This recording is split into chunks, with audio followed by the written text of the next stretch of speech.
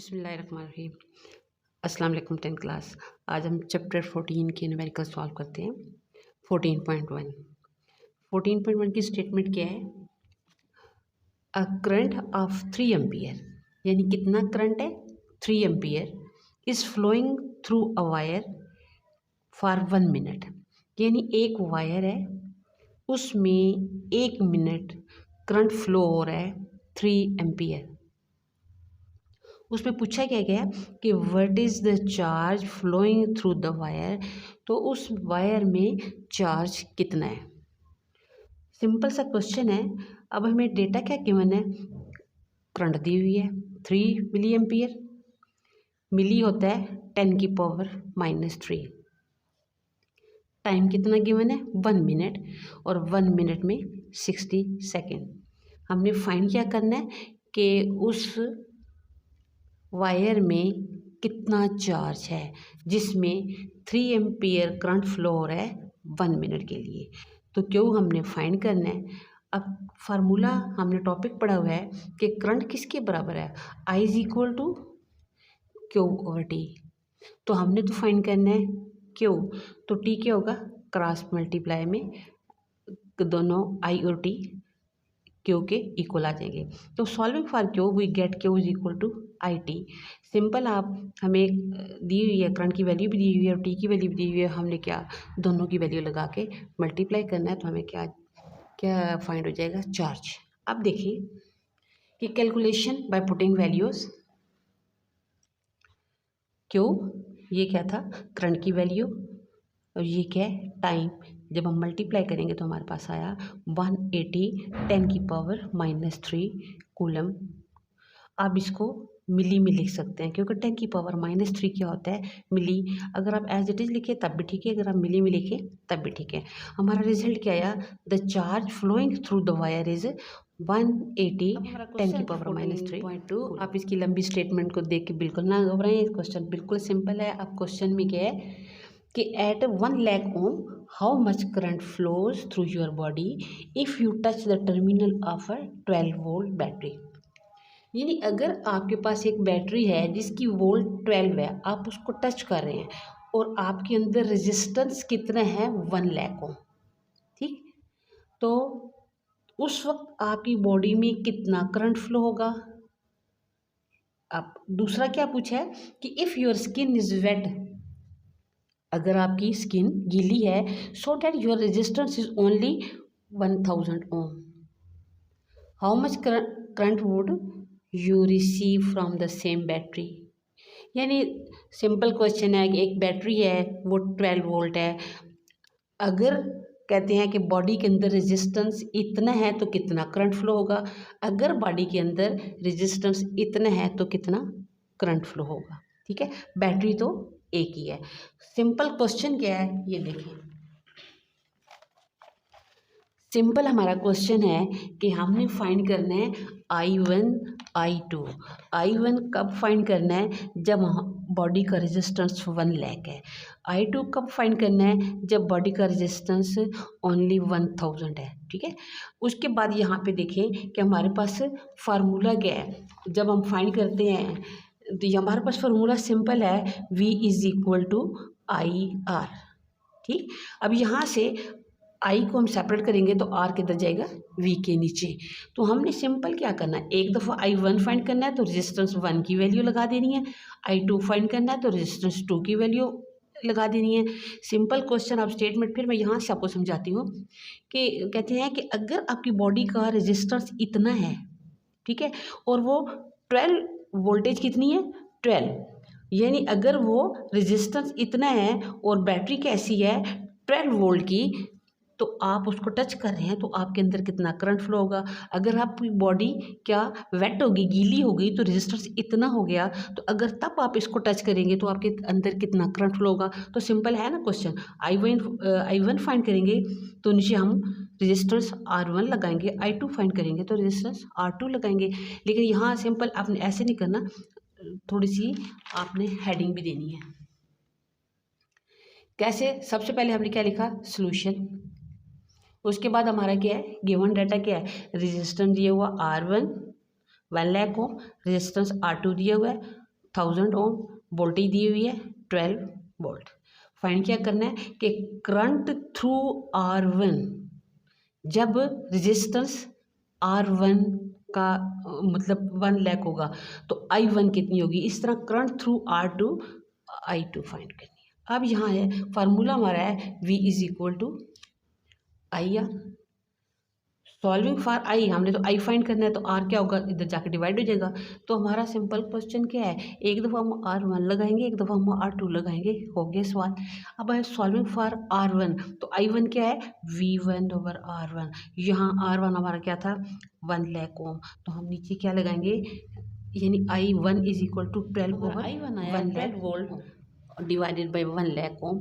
अब यहाँ से देखिए हम डिवाइड करेंगे कि 12 डिवाइडेड 1 लाख, तो हमारा आंसर आएगा 0.00012 यानी 0.00012। अब यहाँ से देखिए अगर आप इस पॉइंट को 3 डिजिट उधर लेके जाएं तो 10⁻³ आएगा। ठीक, और 10⁻³ लिखेंगे तो उसको हम मिली भी लिख सकते हैं, लेकिन यहाँ हम कितने डिजिट ले गए हैं 4, यानी 1 2 3 4, हमने आंसर लिखा 1.2, आंसर है 10⁻⁻43। लेकिन यहाँ मैं आपको यही बता रही हूँ कि अगर आप इसको ऐसे ले जाएं 3 रकमें, अब देखें हम यहाँ क्या करेंगे 1 2 3, अगर आप 3 लेके जाए ना तो हमारा आंसर क्या आएगा 0.12 10⁻³ और साथ क्या आएगा एम्पियर। तो आप इसको ना ये भी लिख सकते हैं कि 0.12 मिली एम्पियर, क्योंकि मिली बराबर होता है 10⁻⁻3। आपकी मर्जी है ये आंसर लिख लें, आपकी मर्जी है ये आंसर लिख लें। अब इसी तरह हम I2 फाइंड करेंगे, तो अब क्या लगाएंगे I2 फाइंड करने के लिए रजिस्टर सामने R2 लगाना है, वो क्या था 1000। अब putting value I2 is equal to 12, हमने कुछ चेंज नहीं किया, ऊपर 12 है, पहले रेजिस्टेंस R1 लगाया, अब R2 लगा रहे हैं। जब इसको डिवाइड करेंगे तो हमारा आंसर आया 0.012। अब यहाँ देखिए इसको मैं यहाँ पे कितने पॉइंट लेके गई हूँ 2, मैंने क्या लिखा 10⁻²। लेकिन अगर मैं इसको उठा के इस पॉइंट को उठा के 3 रकमें आगे लेके जाऊँ, जब 3 लेके जाऊँगी तो हमारा आंसर क्या आएगा 12। क्यों कि पॉइंट किधर चला गया लास्ट में, तो लास्ट में पॉइंट नहीं लिखते। मैं 3 रकम क्यों लेके गई हूँ, क्योंकि ये किसके बराबर होगा 10⁻⁻3। तो अब 10⁻⁻3 क्या होता है मिली। ठीक है, अब मर्जी है ये आंसर लिखो, मर्जी है ये आंसर लिखो। दोबारा मैं रिपीट कर रही हूँ कि अगर आप पॉइंट को 2 लेके जाएंगे तो फिर 10⁻² होगा, लेकिन अगर आप 3 लेके जा रहे हैं तो फिर 10⁻³ होगा। अगर माइनस ज़्यादा बेस्ट है कि अगर आप मिली में ले जाएँ तो ज़्यादा सही है। अब हमारा आंसर देखिए क्या आया, ये I2 की वैल्यू क्या आई 12 मल्टीप्लाई 10⁻⁻3, अगर -2 लिखेंगे तो फिर 1.2 आएगा। हमारा रिजल्ट क्या आया कि I1 इज इक्वल टू 1.2, मैंने क्या किया था 4 डिजिट इधर ले गई थी, ये लिखना है, या अगर आप 3 लेके जाएं तो 0.12 मिली एम्पियर, आप इसकी जगह मिली भी लिख सकते हैं। अब उसके बाद क्या है कि 1.2 10⁻⁻2, मैंने आपको यही बताया है कि अगर आप पॉइंट को यहाँ से 3 रकमें लेके जाओगे तो 10⁻⁻3 आएगा, तो -3 लिखो, तो इस आंसर को आप मिली भी लिख सकते हैं। यानी अब दोबारा मैं आपको शायद आप कंफ्यूज ना हो गए हो। अब यहाँ से दोबारा देखें, हमारी वैल्यू आई थी I1 की, ठीक है, I1 की वैल्यू हमारी आई कि 0.0012। ठीक, हम सिंपल एक ही आंसर लगा लो, दो ना लगाएं। आप यहाँ हम इस पॉइंट को उठा के 3 रकमें इधर लेके जाएंगे, जब 3 लेके जाएंगे तो आया 10⁻⁻3। अब यहाँ I2 की वैल्यू देखें, I2 की वैल्यू में हमने क्या किया कि पॉइंट को उठा के लास्ट में लिख लें। जब लास्ट में लिखेंगे तो हमारा ओनली क्या आएगा 12, क्योंकि लास्ट में पॉइंट होता है तो उसको हम पॉइंट नहीं लिखते। ठीक है, तो पॉइंट यहाँ से 1 2 3, तो इधर क्या आया 10⁻⁻3। आप सिंपल बेशक ये वाला आंसर ना लिखें, डायरेक्ट इसको लिख लें, बेशक ऊपर वाला, ठीक है, ये वाला आंसर 10⁻⁴ बेशक ना लिखें, डायरेक्ट ये लिख लें। ठीक, तो हमारा रिजल्ट क्या आया कि I1 क्या है और I2 क्या है। ठीक है, I1 ये, I2 ये, आप इसकी जगह मिली लिख लें, इसकी जगह कि the resistance of a conductor wire is 10 mega ohm यानी एक वायर है जो कि कंडक्टर है, उसका रेजिस्टेंस कितना है 10 मेगा ओम।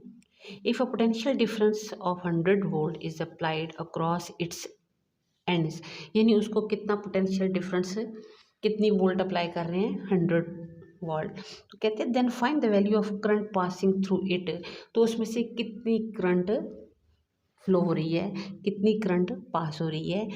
वो जो करंट पास हो रही है वो हमने फाइंड किस में करनी है, मिली एम्पियर में। हमें तो क्वेश्चन में सिर्फ क्या चीज़ गिवन है, दो चीज़ें गिवन है, एक रेजिस्टेंस 10 मेगा ओम और मेगा किसके बराबर होता है 10 की पावर 6, और एक पोटेंशियल डिफरेंस उन्होंने गिवन है, क्वेश्चन में दिया हुआ है 100 वोल्ट। हमने फाइंड करना है कि क्वेश्चन दोबारा कि एक वायर है जिसमें से उसका रेजिस्टेंस दिया हुआ है और पोटेंशियल डिफरेंस दिया हुआ है, हमने फाइंड करना है कि उसमें कितनी करंट फ्लो हो रही है। तो करंट का जो फार्मूला है V is equal to I R, हमने तो I फाइंड करना है, तो R इधर जाके डिवाइड हो जाएगा। तो हमने सिंपल क्या करना है, ऊपर वोल्टेज की वैल्यू लगा देनी है, नीचे रेजिस्टेंस लगा देना है, लेकिन जो हमारा आंसर आएगा उसको हमने किस में चेंज करना है, मिली एम्पियर में। तो अगर आपको फार्मूले, ये छोटे छोटे फार्मूले अगर आपको फार्मूले याद होंगे तो क्वेश्चन बेशक अगर वो वैल्यू चेंज करके भी देते हैं, अगर तो मतलब आपने न्यूमेरिकल की तैयारी की हुई है, एग्जाम्पल भी आ जाती है, तो आप क्या उसको हल कर लेंगे। कैलकुलेशन क्या है, putting values we get I, formula लगा था वी वाला, वी हमारा ये गिवन था, आर हमारा ये गिवन था। अब यहाँ से देखिए 10 की पावर 6 है और ये 10 की पावर 1 है, तो क्या होगा 10 की पावर 7। लेकिन जब ये ऊपर जाएगा तो क्या हो जाएगा, प्लस है नीचे, ऊपर जाके माइनस। अब यहाँ से देखिए आई इक्वल टू हमारा क्या आया, ये 100 है तो 10 की पावर 2, तो -7 में से 2 निकाला तो 10 की पावर -5।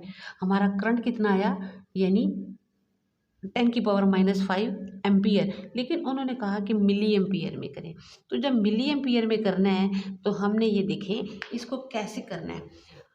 मिली एम्पियर में यहाँ पे 10 की पावर -3 अलग कर दिया। अब मैं यहाँ पे थोड़ा सा आपको डायरेक्ट पता नहीं चलेगा। अब यहाँ से देखिए हमने किया कि एक 100 को अलग कर दिया, मतलब 2 पावर, और ये है 10 की पावर 3 अलग कर दी। क्यों कि इसको तो हमने कहना है मिली। तो जब 10 की पावर -2 है तो देखो -2 को हम कैसे हल करते हैं, ये पहले नीचे चला गया। अब हम नीचे 100 को जब ख़त्म करेंगे तो क्या आंसर आएगा हमारा 0.01। ठीक, दोबारा देखें, 10 की पावर -5 थी तो हमने इसको पहले ब्रेकअप कर दिया। क्यों ब्रेक किया, क्योंकि हमें 10 की पावर -3 चाहिए, क्योंकि क्वेश्चन में उन्होंने कहा है कि जो आप करंट फाइंड करेंगे उसको मिली एम्पियर में उसका आंसर लिखें। 10 की पावर -2 है, -3 है, तो 10 की पावर -2 माइनस है तो वो नीचे आ गया, 10 की पावर 10 का स्केयर नीचे आ गया, तो 10 का स्केयर क्या होता है 100 होता है। लेकिन जब हम 1/100 करेंगे तो हमारा आंसर आता है 0.01। तो हमारा ये आया 0.01, और ये 10 की पावर -3 किस में चेंज होगी, मिली में। तो हमारा करंट की वैल्यू क्या आई है 0.01 मिली एम्पियर। रिजल्ट क्या है, the value of current is 0.01 milli ampere. ये इसका क्या आंसर है। अल्लाह हाफिज़।